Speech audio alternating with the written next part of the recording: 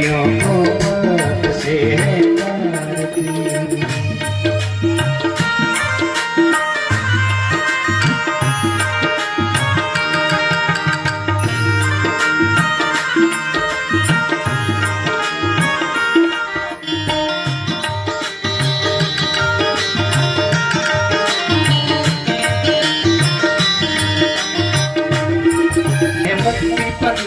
ये पंचम वेद निराला, ये पंचम वेद निराला, नो ज्योति जगाने वाला हो, नो ज्योति जगाने वाला। हरि नाम यही, हरि धाम यही, हरि नाम यही, हरि धाम यही, यही प्रभु महिमा की आरती। पापियों को पाप से है तारती, भाग्यवत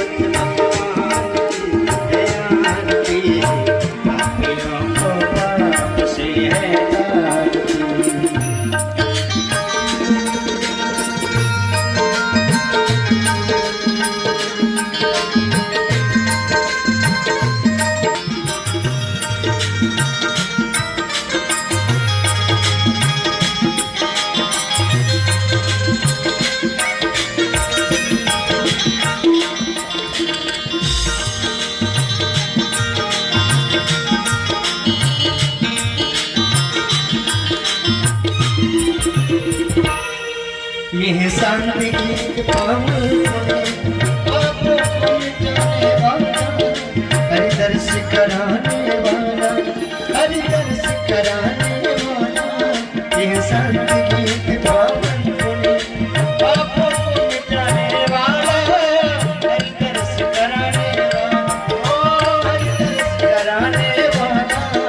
ये सुख करनी, ये दुख हरनी, ये सुख करनी, ये दुख हरी श्री मधुसूदन की आरती। पापियों को पाप से है तारती, भगवान की पापियों को पाप से है तारती, भगवान की आरती। पापियों को पाप से है तारती।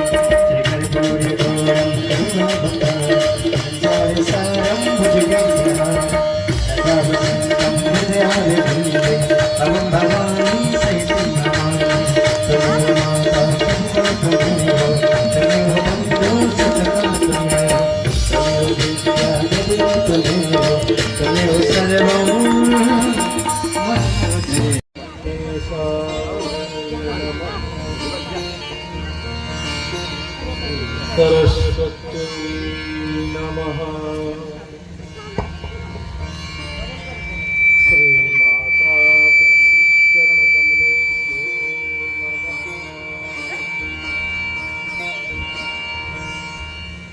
श्री गुरु चरण कमले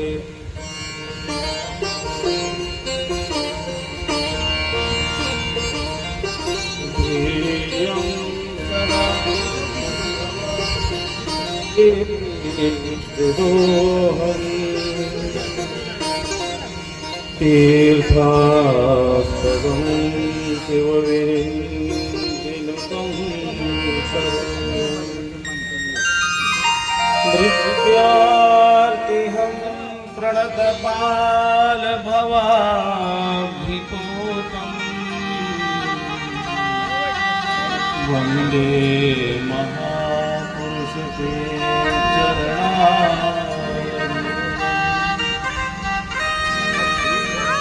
नारायणं नमस्कृत्य नरं चैव नरोत्तमं देवीं सरस्वतीं व्यासं ततो जयमुदीरये।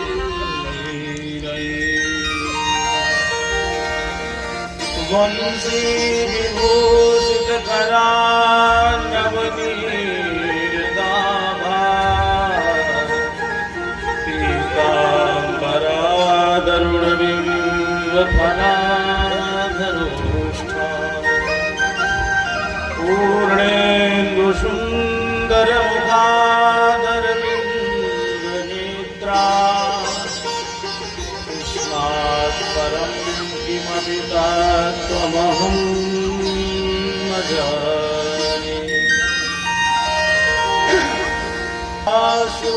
शिवसमारम्भाम् श्रीशङ्कराचार्य मध्यमाम् अस्मदाचार्यपर्यन्ताम् वन्दे श्रीगुरुपरम्पराम्।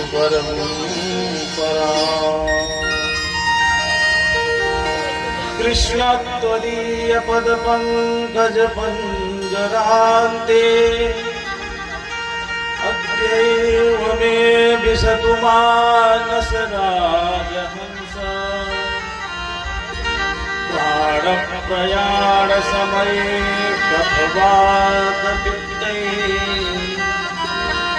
कण्ठावरोधन विधौ स्मरणं कुतः।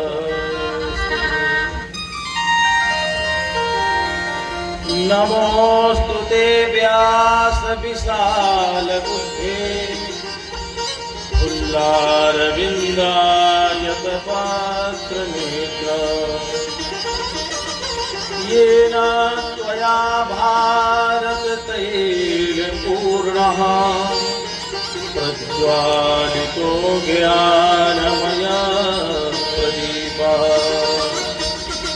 रामेति रामभद्रेति रामचन्द्रेति वाष्म।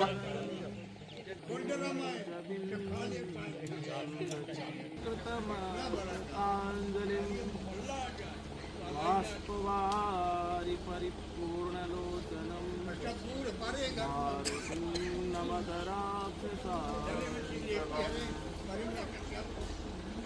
योऽन्तः प्रवेश्य मम वाचमिमां प्रसुप्तां पुरुषाय तुभ्यम्।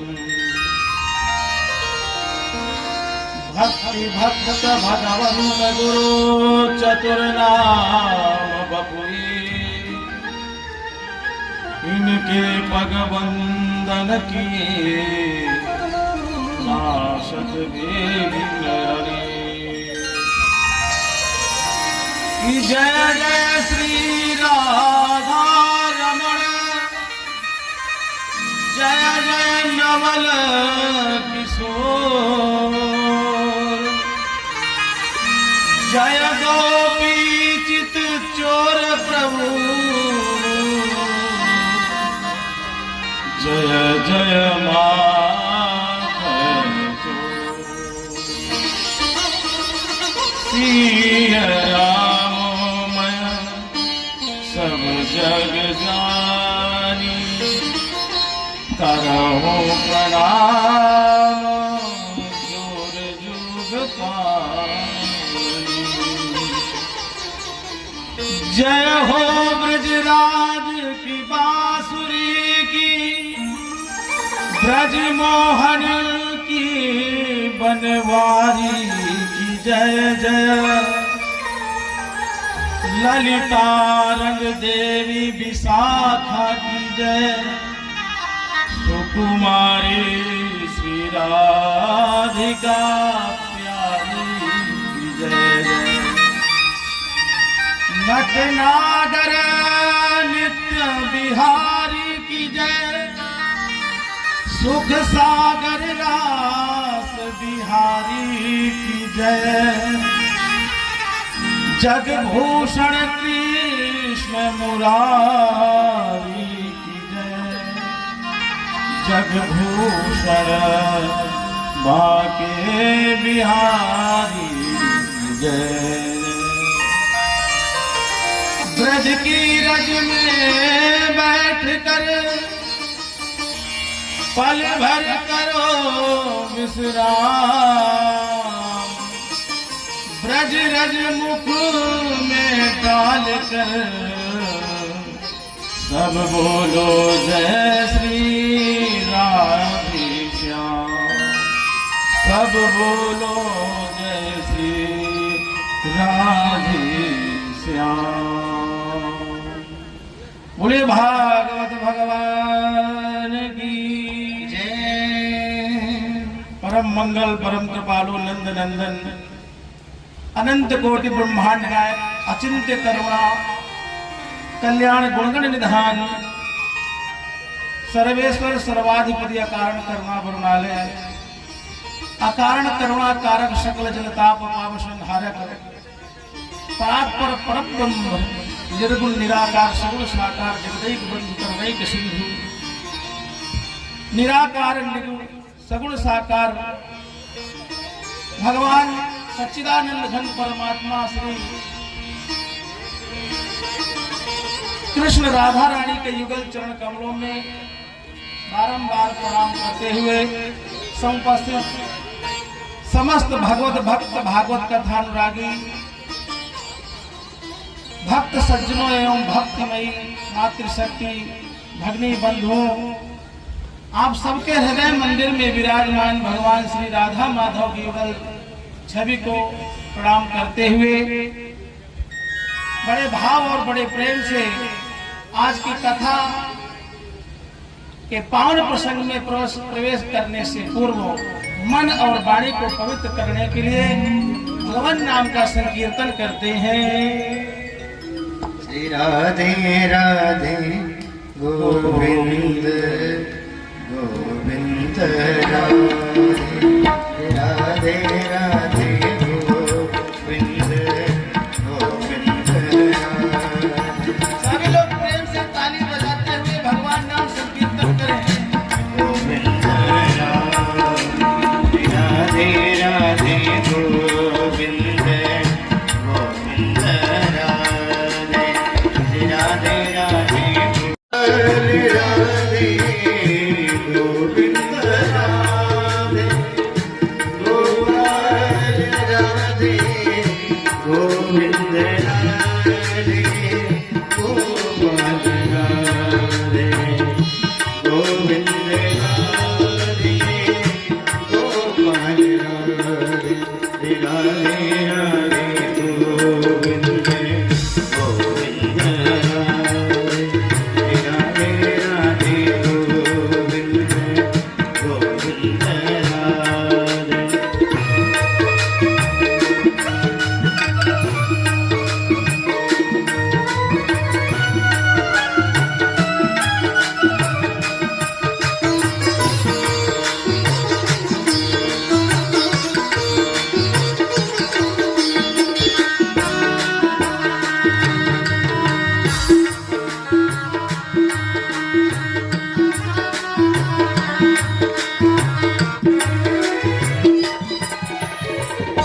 गोविंद राधे गोपाल राधे गोविंद राधे गोपाल राधे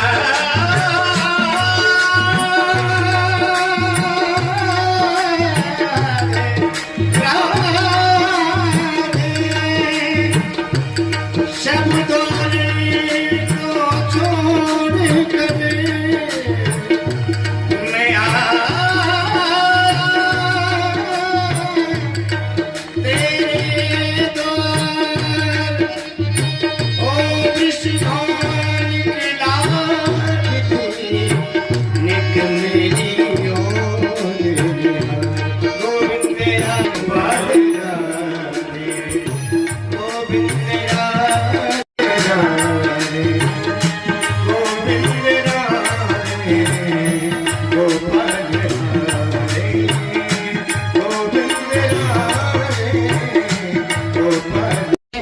मुखारबिंद से सूत जी कहते हैं कि मुनया साधु पृष्ठो हम भवद्भिः लोक मंगलम।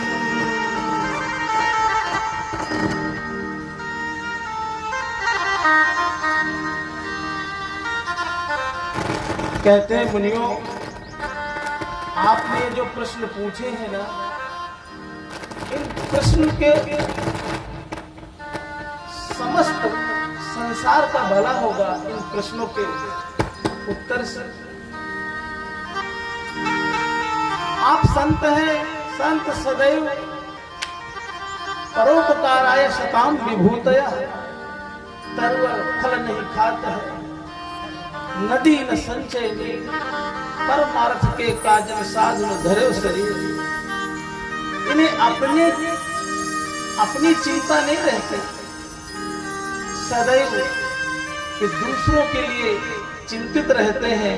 आपने ये जो प्रश्न पूछे हैं, इन प्रश्नों से समस्त संसार का भला होगा, समस्त संसार का कल्याण होगा, मंगल होगा। आपने पूछा था किम श्रेयः, जो पहला प्रश्न, यानी प्राणी मात्र, जीव मात्र का कल्याण कैसे होगा। तो हे शौनक जी, प्राणी मात्र का, जीव मात्र का कल्याण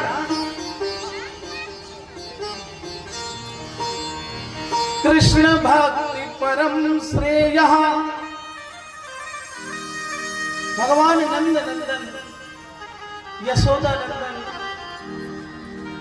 कृष्ण की भक्ति से ही परम कल्याण होगा। तस्मात् एकेन मनसा भगवान सात्वतां पतिः श्रोतव्यः कीर्तितव्यश्च ध्येयः पूज्यश्च नित्यदा। जीव मात्र का परम धर्म है भगवान श्री नंद नंदन के चरणों की भक्ति करना। और वो भक्ति कितने प्रकार से होती है, नवधा भक्ति है। उसमें सर्वप्रथम बताया श्रोतव्य, भगवान की दिव्य कथाओं का इन कानों से श्रवण करो। जिन कानों से दिन भर निंदा सुनते हैं, आप स्तुति सुनते हैं, बड़ा अच्छा लगता है कोई मुख में आपकी प्रशंसा करे, पर समझ लो मुंह पे बड़ाई करने वाला सदैव आपका हितैषी नहीं होता। जब उसे कुछ चाहिए होता है तो आपकी बड़ाई करता है। लेकिन किसी संत ने कहा भी है ना, मान बड़ाई या जगत में कुकुर की पहचान, प्रीति करे मुख चाट है और दुर्गुराए है काट। ये कबीर की या रहीम की है, शायद विस्तृत हो रही। यानी मान बड़ाई या जग में कुत्ते की पहचान है। जैसे कुत्ते को आप ज्यादा प्रेम करोगे तो आपके मुंह को चाट लेगा, बड़ाई इसी तरह है। यदि आपको बहुत अपनी प्रशंसा सुनने की होगी ना, बहुत से लोग अपनी प्रशंसा सुनने में बड़े सीना फुला लेते हैं 52 इंच का। तो इसी तरह है। और कुत्ते से यदि आप सोचो इसे लात मारे भगाए तो काट ले। तो मान बड़ाई या जगत में, मान बड़ाई के लिए कान नहीं है, आत्मस्तुति पर निंदा श्रवण करने के लिए कान नहीं है। श्रोतव्यः, इनसे भगवान की कथाओं को श्रवण करे। भगवान की भक्ति का सबसे पहला सीधा जो सुगम रास्ता है वो यही है, जो सबके लिए सुलभ है। सब लोग श्रवण कर सकते हैं आसानी से बैठ करके। और कथा में जितना मन लगता है, समय का पता ही नहीं चलता। कई घंटे हो जाते हैं एक आसन पे बैठ करके। भगवान की इतनी मीठी मीठी मधुर मधुर कथाएं हैं जो आपके कर्ण रंध्रों से प्रविष्ट होकर के आपके अंतरात्मा में भगवान को विराजमान कर देती है। श्रोतव्यः कीर्तितव्यश्च, यदि आप श्रवण नहीं कर सकते तो आपको भगवान ने इतनी प्यारी जिह्वा दी है, इस जिह्वा से भगवान नाम का संकीर्तन करें, अकेले भगवान का नाम गाएं, नाम का जप करें। यदि आप कीर्तन भी नहीं कर सकते तो ध्येय, यदि आप उससे भी ऊंचे हैं तो बैठ करके एकांत में मन और विकार रोक करके समस्त इंद्रियों को एकाग्र करके मन चित्त बुद्ध और अहंकार के साथ परमात्मा के दिव्य स्वरूप का चिंतन कीजिए, ध्यान कीजिए। क्योंकि कल आपने ध्येय जन्माद्यस्य, उस परम पिता परमात्मा सत्य स्वरूप परमात्मा जो कण कण में विद्यमान है उसका ध्यान कीजिए। पूज्यश्च नित्यदा, यदि ध्यान में मन नहीं लगता कोई बात नहीं, पूजन कीजिए, मंदिर जाइए, अपने घर में मंदिर उसकी पूजा कीजिए। भगवान के इतने स्वरूप हैं, उन स्वरूपों की पूजा कीजिए। नित्यदा, लेकिन ये नित्य निरंतर होना चाहिए। इन सब के साथ एक शब्द नित्यदा। भक्ति कैसे होनी चाहिए? ये नित्य निरंतर होने वाली चाहिए। कि सवै पुंसा परो धर्मो यतो भक्तिरधोक्षज अहेतुक्य प्रतिहता जयात्मा संप्रसीदति। वो भक्ति कैसी होनी चाहिए? अहेतुकी होनी चाहिए, स्वार्थ परक नहीं होनी चाहिए कि हे काली मैया, जोगनी मैया, मेरी ये मनोकामना पूर्ण हो जाए तो मैं बकरा छोड़ूंगी, नारियल चढ़ाऊंगी, इतने किलो बतासा चढ़ाऊंगी, हे भगवान ये कामना हो जाए तो ये काम करेंगे। ऐसी भक्ति कपट वाली नहीं, निष्कपट भक्ति, अहेतुकी, जिसमें कोई हेतु ना हो। और वो हो कैसे? कहते हैं नित्य निरंतर बढ़ने वाली होनी चाहिए। किसी दिन मन कर गया तो बैठे घंटों, और नहीं तो फिर नहीं कर रहे तो कई महीने हो गए मंदिर जाके देखे नहीं मंदिर में क्या हालत है, माला ही खो गया, पता ही नहीं कहाँ है। नित्य निरंतर बढ़ने वाली भक्ति होनी चाहिए। यदि भक्ति ऐसी नहीं है तो वो केवल श्रम है। भक्ति ऐसी होनी चाहिए कि गोविंद के चरणों में नित्य निरंतर प्रीति जो है आपकी, वो दिन दुगनी रात चौगुनी होनी चाहिए, बढ़ती जाए। ऐसी भक्ति यदि होगी तो सूत जी कहते हैं आपका जो अंतःकरण है वो सुप्रसन्न हो जाएगा और ज्ञान वैराग्य आपके भीतर जागृत हो जाएंगे। और जब ज्ञान वैराग्य जागृत हो जाएंगे तो फिर तो स्वतः ही संसार छूट जाएगा और जिसके लिए जन्म मिला है मुक्ति मिल जाएगी, कल्याण हो जाएगा।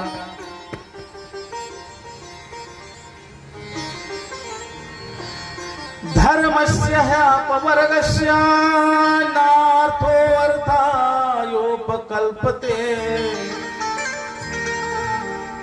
धर्म का जो आचरण है ना, वो किस लिए करते हैं? अपवर्ग के लिए करते हैं या पावर्ग के लिए करते हैं? पावर्ग के लिए करते हैं। पावर्ग में कितने अक्षर आते हैं? पा, भा, बा, भा, मा। पावर्ग यानी पाप से मुक्ति के लिए, और था फल प्राप्ति के लिए, और बा बंधन से छूटने के लिए, और मां से क्या होता है? मृत्यु के भय से, जो जन्म लेते ही व्यक्ति के सिर पे काला ब्याल मुखग्रास। हम पवर्ग के लिए भक्ति करते हैं, यानी पा भा बा भा मा। धर्मस्य ही अपवर्गस्य नार्थो अर्थायोपकल्पते। भक्ति धन प्राप्त करने के लिए नहीं है, धर्म धन इकट्ठा करने के लिए नहीं है। धर्म तो पाप से छूट जाने के लिए है, फल प्राप्ति के लिए है, मुक्ति के लिए है। जीवस्य तत्व जिज्ञासा नार्थो यस्तेह कर्म भी। जीव का एकमात्र प्रयोजन है तत्व की जिज्ञासा। और तत्व किसे कहते हैं? तत्व को, जो अखंड ज्ञान को ही जो तत्व ज्ञानी है वो तत्व कहते हैं। और वह अखंड ज्ञान केवल एक ही है। ज्ञानी लोग उसी को ब्रह्म कहते हैं, योगी लोग उसी को परमात्मा कहते हैं, और भक्त लोग उसी को भगवान कहते हैं। बोले भक्त वत्सल भगवान की। वदन्ति तत्तत्त्वविदस्तत्त्वं यज्ञानमद्वयम् ब्रह्मेति परमात्मेति भगवानिति सत्यते। उस परमात्मा का, जिस परम तत्व का जैसे ही जीव को साक्षात्कार हो जाता है, हृदय की ग्रंथियां छिन्न भिन्न हो जाती हैं, अहंता ममता राग द्वेष की सारी ग्रंथियां छूट जाती हैं और सारे संशय मिट जाते हैं और कर्म बंधन क्षीण हो जाते हैं। यही जीव का परम श्रेय, यही परम धर्म है, भगवान कृष्ण की भक्ति। और दूसरा प्रश्न जो किया था कि देवता तो बहुत सारे हैं, बहुत सारे ग्रंथ हैं, तो हम किनको पूजें? तो कहते हैं देवता तो बहुत है, पर अपना एक कोई इष्ट जरूर होना चाहिए। दो नाव की सवारी करने वाला व्यक्ति डूबता है। एक नाव में बैठ के जाओगे तो पार लग जाओगे। तो बोले जब इतने देवी देवता है तो दूसरे नाराज हो जाएंगे। बोले नाराज नहीं होंगे, तरीका बताया है सूत जी ने। सूत जी कहते हैं पूजा सबकी करो, सम्मान सबका, अपमान किसी का नहीं। यदि आपके इष्ट श्री सीताराम जी हैं, राधा रमण लाल हैं, तो आप यदि हनुमान जी की पूजा करते हैं और यदि आपके मन में कोई कामना है तो जब हनुमान जी की पूजा करें तो कहें कि हे हनुमंत लाल, हे बजरंगबली, हे पवन पुत्र, हम आपसे यही प्रार्थना करते हैं कि हमारे इष्ट श्री सीताराम जी तक हमारी ये बात पहुंचा दीजिए कि हमारे बच्चों की बुद्धि सही हो जाए, पढ़ लिख जाएं। बस हमारे इष्ट श्री सीताराम जी तक पहुंचा दीजिए, या हमारे जो इष्ट राधा रमण लाल है, नंद नंदन यशोदा नंदन भगवान श्री कृष्ण तक हमारी ये बात पहुंचा दीजिए। जिस प्रकार एक वृक्ष है, उस वृक्ष का जो मूल है, उसकी जड़ है, यदि हम उसकी जड़ में पानी डालें तो पानी उसके पत्तों को भी मिल जाएगा, डाली को भी मिल जाएगा, फल को, फूल को, सभी को मिल जाएगा। इसी प्रकार सबके मूल तो भगवान नारायण श्री कृष्ण ही है। उनकी पूजा करने से सभी देवताओं का पूजन स्वतः ही हो जाता है और वही भगवान श्री कृष्ण श्रीमद् भागवत में विराजते हैं। तेरे रूप अनेक तू एक ही है, तेरे रूप अनेक तू एक ही है। हर देश में तू, हर देश में तू, हर देश में तू, हर देश में तू, तेरे रूप अनेक तू एक ही है, तेरे रूप अनेक तू एक ही है। तेरी रंग भूमि ये विश्वधरा, तेरी रंग भूमि ये विश्वधरा, हर खेल में मेल में तू ही है, हर खेल में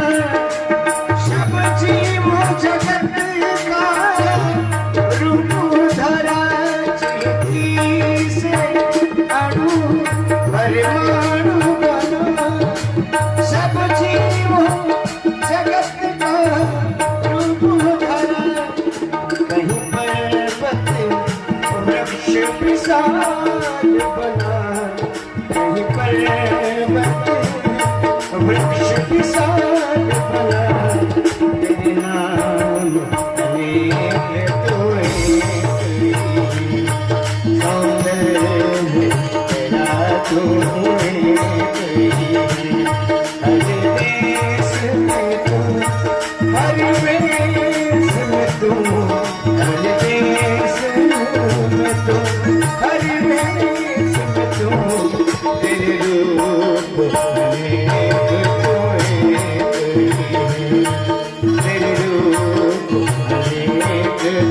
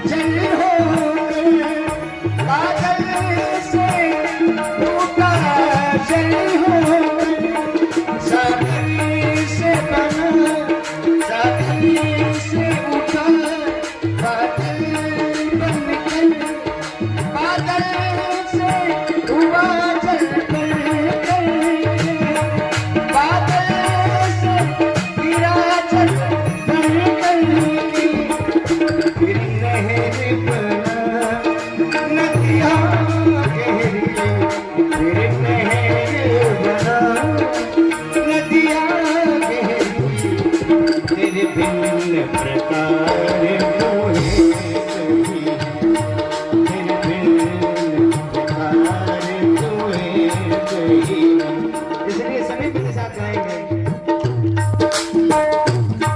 हर देश में तू, हर देश में तू, हर देश में तू, हर देश में तू, तेरे रूप अनेक तोए,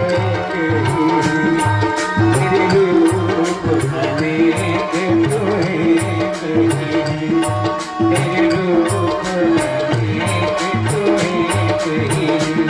तेरे रूप अनेक तोए, तेरे रूप अनेक तोए, मेरे स्वामी मोहे नाथ साधो,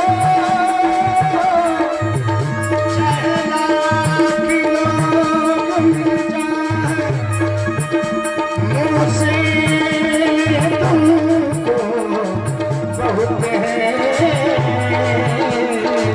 पर तुम सौंदर्य करुणा, हर देश में तू, हर देश में तू, तेरे रूप अनेक तोए, तेरे रूप अनेक तोए, तेरे रूप अनेक तोए, तेरे रूप अनेक तोए, तेरे रूप अनेक तोए, तेरे रूप अनेक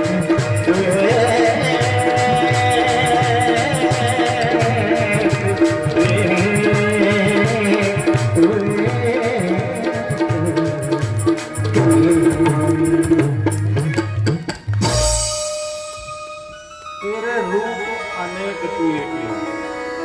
जिस प्रकार पिता तो हमारे एक ही होते हैं, परंतु वो पिता हमारे लिए पिता है, लेकिन हमारे चाचा के वो भाई है। एक पति के लिए वो, एक पत्नी के लिए वो पति है, बच्चों के लिए पिता है। उसके जितने रिश्ते अनेक रूप हैं, पर है तो एक ही व्यक्ति। परंतु उसके जितने संबंध हैं उतने ही रूप हो जाते हैं, परंतु है तो एक ही सबके मूल में, है तो वो एक ही। तो उस एक को ही सींचिए, पूजा सबकी, सम्मान सबका, पर जब उनसे मांगने की बारी आए तो हाथ जोड़ करके इतना ही मांगना है कि हे मेरे प्रभु, हे जोगनी माता, मेरी जो मनोकामना है, मेरे इष्ट जो मेरे राधा वल्लभ है, या श्री सीताराम है, हनुमान जी महाराज हैं, या उमापति महादेव जी तक आप पहुंचा दीजिए कि मेरी मनोकामना पूर्ण कर। तो यह दूसरे प्रश्न का उत्तर था कि देवी देवता अनेक हैं, शास्त्र पुराण अनेक हैं, सबका निचोड़ क्या है, किसकी पूजा करें किसकी ना करें, तो ये बताया तरीका। तो इस तरह से मेरे ख्याल से। और तीसरे प्रश्न का जो प्रश्न किया था कि भगवान जो कर्तुम अकर्तुम अन्यथा कर्तुम समर्था, जो संकल्प मात्र से करोड़ों ब्रह्मांड उनके रोम रोम में है, उनकी सृष्टि, उनका लय और प्रलय सब कर देते हैं, तो उन्हें दशरथ का बेटा और देवकी और वासुदेव के यहाँ जन्म लेकर के आना क्यों पड़ता है, प्रयोजन क्या है? तो बताया कि जब जब हो ही धर्मों के हानि, बढ़े असुर अधम अभिमानी, बढ़े असुर अधम अभिमानी, जब जब होई धर्म के हानि, जब जब होई धर्म के हानि, बढ़े असुर अधम अभिमानी, बढ़े असुर अधम अभिमानी, तब तब प्रभु धरे विविधा शरीरा, तब तब प्रभु धरे विविधा शरीरा, तब तब प्रभु धरे विविध शरीरा, तब तब प्रभु धरे विविध शरीरा, हरे कृपा निधि सजन दीना, हरे कृपा निधि सजन दीना। ये भगवान के जन्म का हेतु है, अर्थात प्रयोजन यही है। तो यह तो प्रयोजन हुआ जब धर्म की ग्लानि और हानि, ग्लानि और हानि में थोड़ा सा अंतर है।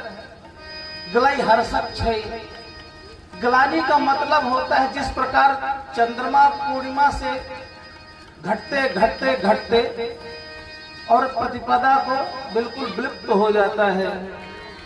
तो बताया जब ग्लानि, गीता में भगवान ने कहा है ग्लानिर्भवति भारत, यदा यदा ही धर्मेषु ग्लानिर्भवति भारत, जब धर्म की ग्लानि होती है। अब गोस्वामी तुलसीदास जी कह रहे जब हानि होती है,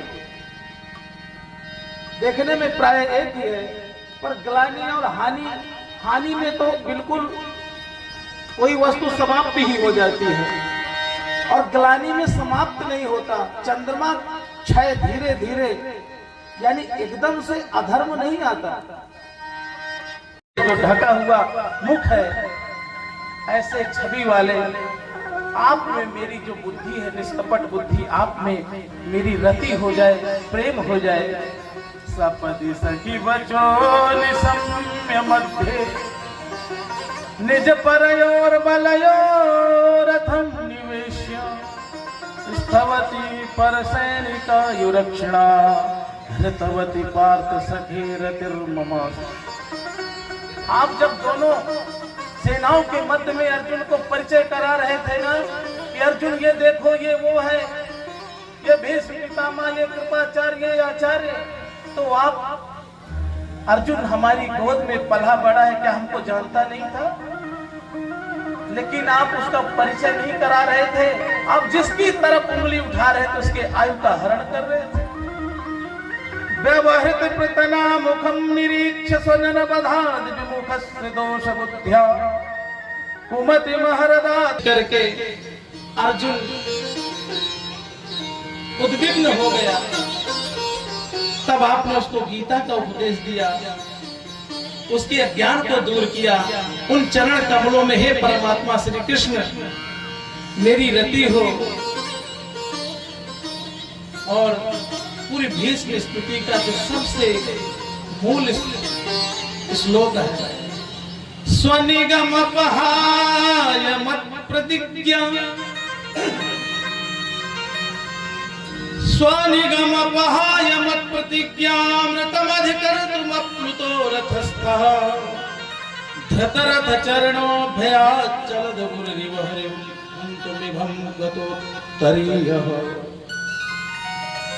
मत प्रतिज्ञां ऋतम अधिकर्तुम यः स्वनिगमं अपहाय।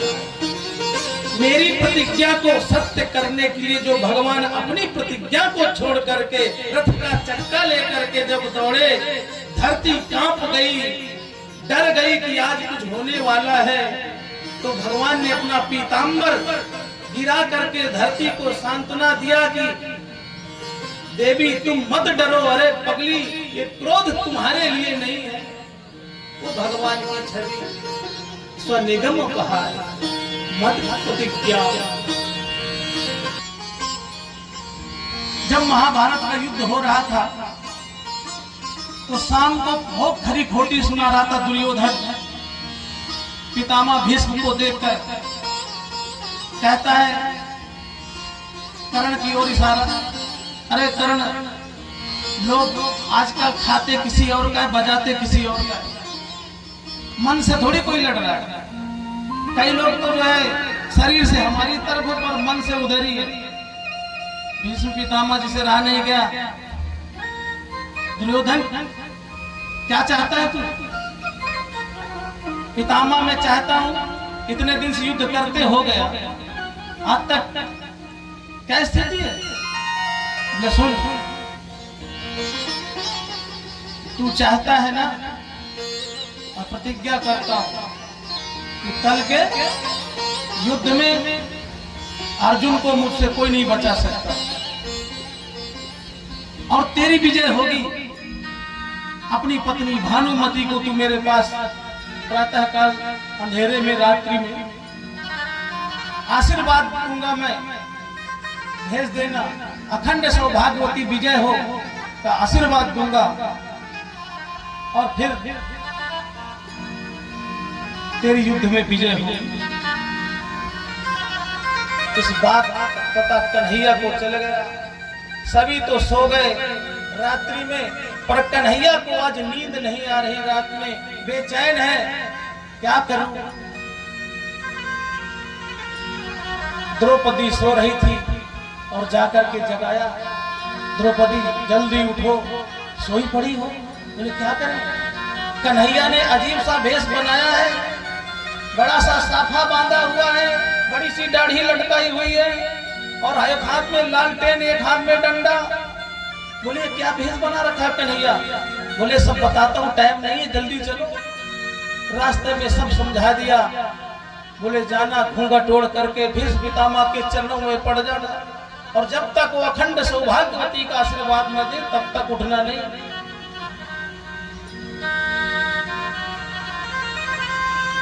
द्रौपदी गई और कन्हैया बाहर बैठ गए, दरवाजे के भीष्म चरणों में लेट गई। भीष्म पितामह जी को लगा कि दुर्योधन की पत्नी भानुमति है, आशीर्वाद दे दिया, अखंड सौभाग्यवती रहो। जब आशीर्वाद दे दिया सो द्रौपदी ने घूंघट उठा लिया।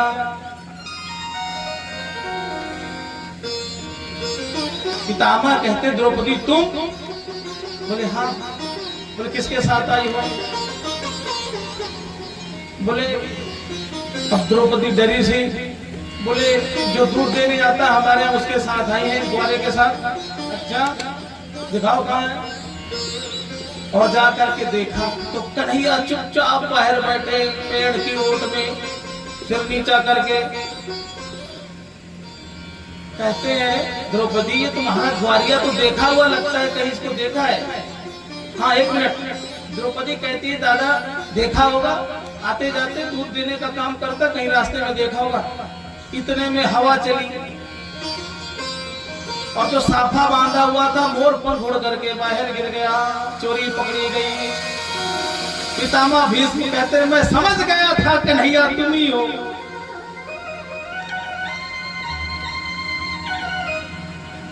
लेकिन तुमने मेरी प्रतिज्ञा तोड़वाई है, मैं तुम्हारी प्रतिज्ञा तोड़वाऊंगा। मैं भी भीष्म पितामह हूं और मैंने प्रतिज्ञा की।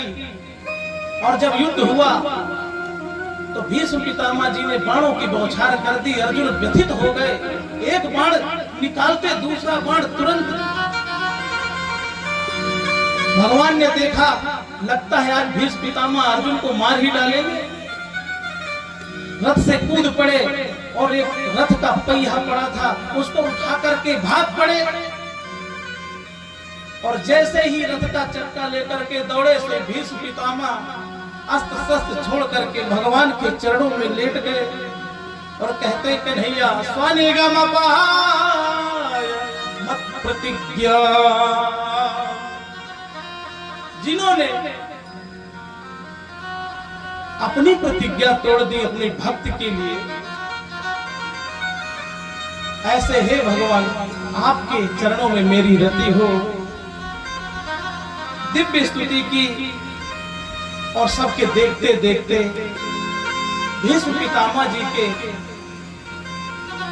शरीर से दिव्य ज्योति निकली और सबके सामने भगवान में समाहित हो गई। ऐसी गति किसको मिल सकती है? भीष्म पितामह जैसे भक्त को ही मिल सकती है। और भीष्म पितामह का जैसे गमन हुआ या भगवान से मिलन हुआ कि कैसे संभव, जिसकी मति ऐसी हो, जिसकी बुद्धि ऐसी हो। हमारी बुद्धि में तो कचरा भरा है और कथा अच्छी लगेगी, कथा की ओर पैर नहीं बढ़ेंगे, बुद्धि ले जाएगी केसर वाली दुकान में, पौवा वाली दुकान में, भगवान की तरफ ले जाएगी। नहीं जी, देखिए कितनी अच्छी स्थिति बनी। बजाने वाले मुरली मैं दास हूँ तुम्हारा, मैं दास हूँ। मुरली बजाते हैं मन को लुभाते, क्योंकि समय नहीं है। ऐसी भीष्म पितामह की दिव्य गति हुई। अब युधिष्ठिर जी बड़े प्रसन्न से राज कर रहे हैं। इसकी थोड़ी गति धीमी रहती है, डिस्टर्ब है, हल्की सी बच जाती है। श्री राधे। द्वारिका में जाकर के भगवान ने माता पिता को प्रणाम किया। भगवान है जगत के, पर माता पिता को प्रणाम करते हैं। आजकल के बच्चे माता पिता के पैर छूना, यहाँ तो संस्कार बड़े अच्छे हैं। पत्नियों से मिले हैं, सबसे सब प्रसन्न हो गए। इधर परीक्षित जी का जन्म हुआ, समय आया जब परीक्षित जी का जन्म हुआ। जब नाल छेदन नहीं होता उसे प्राजापत्य तीर्थ कहते हैं। जब तक बच्चे का मां से नाल का छेदन न हो तो प्राजापत्य तीर्थ है। उस समय किया गया दान बहुत पुण्यवान होता है। अब सबके पितृ दोष क्यों होता है? क्योंकि ये दान करने का सूतक लग जाते हैं, और सूतक जब तक नहीं लगते, जब तक नाल छेदन नहीं होता, उसको प्राजापत्य तीर्थ कहते हैं। उस तीर्थ में किया गया दान अनंत गुना फल देता है। युधिष्ठिर महाराज ने सबको खूब दान किया। राजा तक्षक सर्प दक्षिण से इनकी मृत्यु होगी, परंतु एक विरक्त संत आएंगे और वो इनको उद्धार करेंगे। ये सुनकर के बड़े प्रसन्न हुए कि चलो उद्धार हो जाएगा। काफी दिन हो गए, बड़े बड़े अपशकुन हो रहे हैं। भीमसेन को बुला के कहते हैं कि गता सप्ताधुना मासा भीमसेन तवानुजः ना याति कस्य वा हेतु नाहं वेदेन्द्र मंजसा। भाई भीष्म, तुम्हारा भाई अर्जुन गता सप्ताधुना 7 महीने से ज्यादा हो गए, अभी तक आया नहीं, क्या बात हो गई? और मुझे बहुत अपशकुन दिखाई देता है। इतनी पूछ ही रहे थे कि अर्जुन आगे मुंह लटका करके बोले क्या बात हो गई अर्जुन, तूने कोई ऐसा गलत कार्य तो नहीं किया? तो हम महाराजा हरिना बंधु रूपिणा ये न में अपहृतम तेजो देव विस्मापनम। भारत युद्ध बीता, अज्ञातवास में वनवास में हमने इस सभा में द्रौपदी को जीत करके वर्ण करके लाया, वो नहीं रहे, हम उनसे वंचित हो गए। जैसा सुना मैया ने सुना, 1 मिनट का वियोग सहन नहीं हुआ कि कन्हैया चले गए, सोई शरीर छोड़ दिया। पांडवों ने निश्चित किया अब हम भी नहीं रहेंगे, जिनसे हमारा तेज था, जिनसे हमारा बल था, यदि वही नहीं रहे तो हम रहकर क्या करेंगे? परीक्षित छोटे हैं परंतु का पालन करना, ये समझा करके चले गए। स्वर्गारोहण पांडवों ने किया है, धीरे धीरे सब पीछे छूटते रहे। सात शरीर तो केवल युधिष्ठिर जी गए हैं।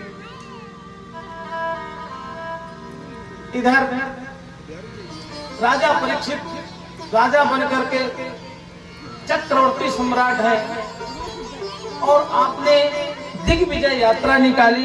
जहां जाते हैं पांडवों का नाम सुनकर के प्रसन्न होते हैं। अरे ये परीक्षित, अरे ये तो देखो बिल्कुल युधिष्ठिर की तरह है, ये तो अर्जुन की तरह है। जहां जाते हैं पांडवों की ध्वजा पताका उनके नाम चारों तरफ। परंतु एक आश्चर्य उन्होंने देखा, एक काला कलूटा, एक बैल जिसके बेचारे के 3 टांगे कटी हुई थी, एक टांग उसको पीट रहा था, एक गाय रो रही थी।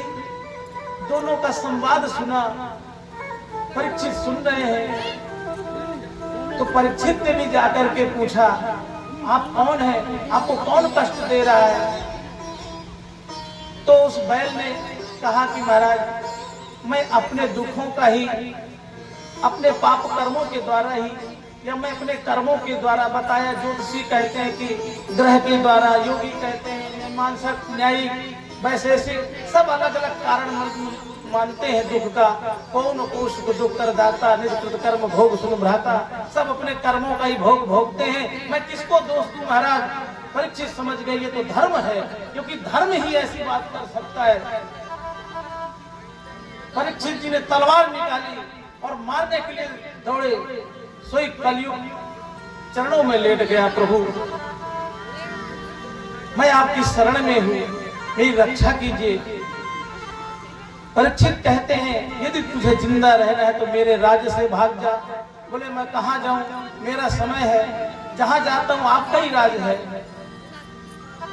तो 4 स्थान दिए रहने के लिए, और सोच करके बहुत दिमाग से स्थान दिए, क्योंकि युधिष्ठिर के राज्य में द्यूतम पानम स्त्रियः सूना यत्र धर्मा अधर्मास चतुर्विधा। द्यूतम माने जहाँ जुआ खेला जाता हो, पानम जहाँ ठेका खुले हो, और स्त्रियां जहाँ वेश्यालय हो, और यहाँ जहाँ पर कसाई पशुओं को काटा जाता हो। 4 स्थान सोच के, अब चारों स्थानों में कलयुग गया तो 4 स्थान मिले ही नहीं, क्योंकि ना तो कोई जुआ खेलता था, क्योंकि जब जुआ खेला था पांडवों ने तो सब कुछ हार गए थे। तो परीक्षित ने अपने राज्य में जुआ खेलने वालों को निपटा दिया, कोई जुआ नहीं खेलता, सब बंद, कोई पीने वाला नहीं, सब मारे गए महाभारत में। कलयुग लौट आए, बोले महाराज ये स्थान तो दे दिए पर आपके यहाँ तो है ही नहीं। पुनश्चियाचमानाय जात मदात प्रभु, दोबारा मांगा तो बोला मैं तुमको दोबारा ऐसा क्या दूं, तुम्हें कोई विशेषता है? तो उसने बताया महाराज बिल्कुल मेरे में एक विशेषता है। क्या विशेषता है? बोले ये विशेषता है कि कलयुग में जो हजारों वर्ष सतयुग आदि में, द्वापर त्रेता में लोग हजारों वर्ष समाधि लगा करके तपस्या करते थे, फिर भगवान मिलते थे, उसकी जरूरत नहीं रही। बोले बस नाम जपो, कलयुग केवल कलयुग केवल